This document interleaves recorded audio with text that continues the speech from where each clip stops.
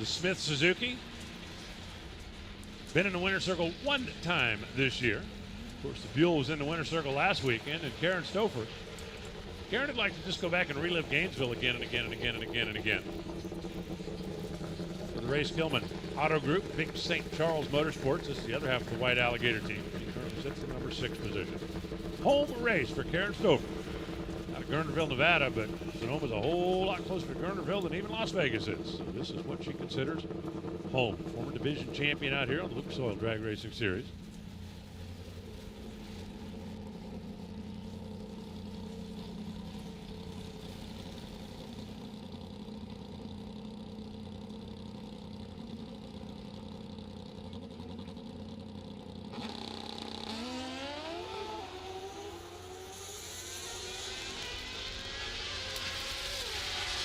Screaming them down to the finish line, 678 to a 678. 6.786 for Karen, 6.788 for Matt. 2 solid runs.